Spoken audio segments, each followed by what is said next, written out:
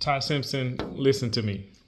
Kalen DeBoer himself at the end of the game said sometimes Ty just has to throw the ball away, meaning that Ty Simpson, you are holding the ball too long. Alabama fans, Ty Simpson is holding the ball too long. I've been saying this for over a month, and I've repeatedly said it's not because I'm hating on Ty Simpson. I actually really like him as a quarterback. I've enjoyed watching him play, and especially early on in the season, he was throwing check downs, getting rid of the ball, and not afraid to play efficient at all cost. Now he's hunting for big plays, and that hunting for big plays leads to mistakes, which I will say honestly led to Alabama's loss against Oklahoma. I'm not going to harp on it. Let's just jump into the plays, and I'll show you what I mean. 3rd and 7 early in the game. Ty Simpson has a clean pocket here, and look immediately to the right. Jam Miller is wide open in the flat, meaning that Ty Simpson could come off looking for the long developing routes, immediately throw to Jam Miller. So Ty's looking downfield way too long. You got to throw that ball to Jam early and give him a chance to make that one guy in space miss. Jam Miller can make somebody miss, and especially early on. Early in the play, the defender stayed back because he saw Ty looking back. He's like, oh, the play's developing, Ty's going up. If Ty just snaps off that and throws to Jam, Jam has a great chance to get 2 yards and get a first down. But instead, Ty waits, rolls up, doesn't even get rid of the ball, takes a sack, or at the very least just barely gets back to the line of scrimmage. That's a poor play. Holding on the ball too long. Let's keep going. The next play I'm showing you, you're going to see Oklahoma playing zone defense here. Jam Miller whiffed in his pass protection. So it's a struggle. You got to trust your running back. And sometimes when you're trusting your running back, you might feel comfortable to say, well, I'm going to keep looking down the field because I know he picked up the guy. That didn't happen here. And that's why quarterback pocket awareness is good to have and to develop. Ty Simpson's was really good at the beginning of the year, but as he's hunting for big plays, the pocket awareness is dropping. It's struggling. Look at Quirvis. He's open on a drag route to the right of Ty Simpson. Probably not going to go for big yards, but it definitely would not result in a sack, and he'll probably get 2 or 3, maybe make a guy miss like he did later on in the game. But instead, Ty Simpson takes a sack, puts Alabama back further down the chains. Let's keep going. 1st and 10 on this play. First thing you're going to immediately notice is that the center, Parker Brailsford, and the right guard don't pick up the blitz that's coming through the A-gap. As far as I know, I don't think any coach says, hey guys, block everybody else and let a defender blitz right through the A-gap, because the A-gap is right in the quarterback's face. They can't step up into the pocket. I think if you're going to let anybody be a free rusher, it's not the blitzer coming through the A-gap. So this is instant pressure on Ty Simpson. From what I'm seeing in the play, I think the center, Parker Brailsford, was supposed to pick up the blitzer in the middle. Then that would allow the right guard to shift over to the further guy, and then the right tackle can get the guy on the edge. Instead, the center carries the defensive tackle to the left where there's 2 other blockers, which lets me know that's what I'm thinking. Based on the schematics of it, I think Brailsford's supposed to pass that guy off and immediately pick up the blitzer. He didn't do that here. Instant pressure. Ty Simpson tries to throw off his back foot. He does try to throw hot. He throws hot off his back foot. The throw is inaccurate. A lot of people are talking about how the defender got there early, which he did, by the way. I mean, I'm not making excuses about it, but if you see it, he did get to the receiver early. But if you notice, it's because, funny enough, Ty Simpson's ball was so far inside that the wide receiver and that same DB that ran into the receiver, they both looked back like, oh, wait, the ball's kind of out of our reach. The DB behind them repositioned himself because the ball was so kind of not necessarily off target, but just way inside. As if Ty was just maybe trying to throw it away. The defender, unfortunately, was able to reposition and get the interception instead. All that to say, Ty Simpson, you see that pressure coming, and you're going to throw it hot. This is hard to do. I'm not saying I can do it. I'm not saying any of y'all can do it who's watching the video. But you had a better hot read option, which was Daniel Hill on the swing pass to your left. So Ty Simpson, if you look at the play, Daniel Hill is running a swing pass. This is an open, just quick play to the flat for the running back. Daniel Hill can catch the ball. So Ty Simpson was going to throw an interception no matter what by throwing this wrong hot read. And you got to throw to Daniel Hill on the swing pass instead. Let's keep it rolling, y'all. I'm going to go fast today. 3rd and 8 in the red zone. This play was called back, by the way. But look what happened. Ty Simpson is going for number 17, Brooks, on a corner route on this play. Corner route to the outside, probably the back post of the end zone. And the safety is reading this the whole way. Look at the safety number 3. He's playing back single high safety as much as you can be single high in the end zone, or at least I think it's single high. I couldn't see the backside of the play. Look at number 3. He's watching Ty Simpson the whole time, and he steps in front of the pass.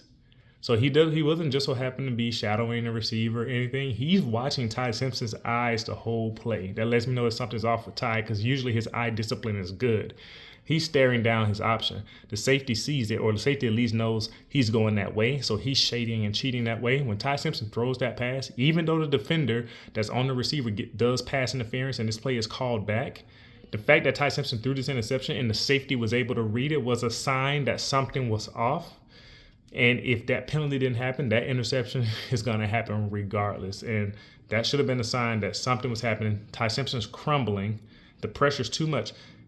Alabama has been way too reliant on Ty Simpson to make plays and carry this offense. You cannot do that. Ironically, we saw it crumble and we saw the effects of that the day Alabama started to develop some sense of a running game to help him out. But I feel like the damage has already been done and somebody needs to restore his psyche now as a quarterback. So let's go to the next play. It's 3rd and 9.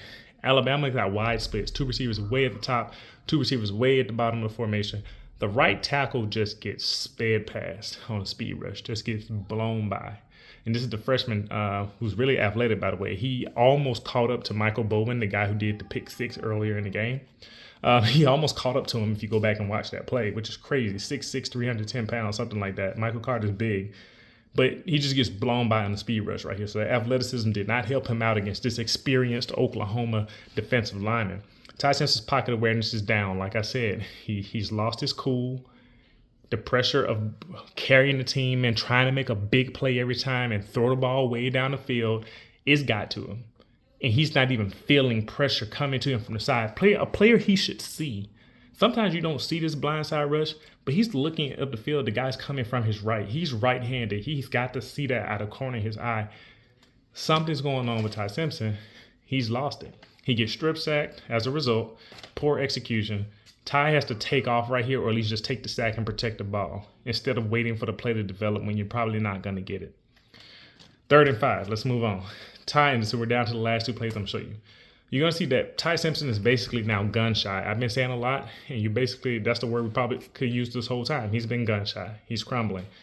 Look at Cuervis, the inside receiving option at the top of the screen. Ty Simpson is looking that way and does not pull the trigger. He's looking that way and does not pull the trigger. He should have thrown to Cuervis as soon as he reaches the stem of that route. So as soon as Cuervis starts to get up there and turn, throw the ball. Ball should be out. That's a completion. Cuervis has sure hands. He does not drop the ball. Also, funny enough, look at Isaiah Horton, who's the other receiver at the top of that screen. He runs right past the cornerback and there's a space or gap in the zone. So even if Ty hesitates on just seeing Cuervis right there underneath, the fact that he didn't throw immediately to Horton and Cuervis is right there and the cornerback saw that, Horton went right by him and had an open spot in the zone right behind him. And you know what we got on this play? Not a completion, not an interception. We got a sack because Ty Simpson is now gun shy and does not want to pull the trigger. This is a dangerous spot for the quarterback to be in. Alabama has to restore his confidence at this point and get him some help in the running game. The last play is 4th and 6. This is the end of the game. Ty Simpson knows his target. He's got the inside receiver on the out route at the bottom of the screen. He throws as the receiver breaks his route, which is great. Throw the ball before the receiver's head completely turns. Yes. The problem is this is a poor football. It's low and it's inside. You do not throw an out route low and inside. You're just asking for it to be picked off or incomplete. And look what happens. Ball gets broken up. This ball has to be high and to the sideline.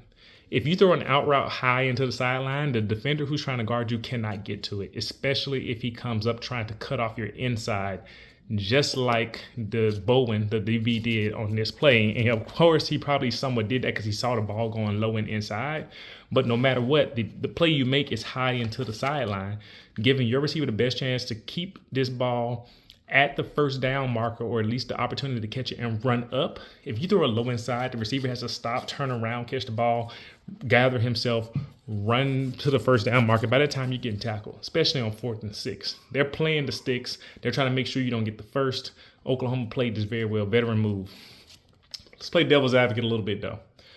I think the left guard did let his guy push him deep, a bull rush into the backfield, into Ty's face. Not completely. Ty still had space. But I wonder if that defensive lineman, as a result of being so close, he jumped up with both hands. And I wonder if he got a hand or his elbow or his arm kind of slightly throughout the trajectory of the ball that maybe have caused the ball to be a little bit low and not have a lot of velocity. But I don't know if it would have made that much of a difference, considering if you throw the ball hard enough, you still can generally see the direction that it's going to go. And it did not go where it needed to be. Tough play. Alabama struggled as a result. They got to get Ty Simpson some help, because what we're seeing right now is Alabama's offense crumbling under the fact that Ty Simpson is having to bear most of the burden, I should say. Let me know what y'all think. See you on the next video.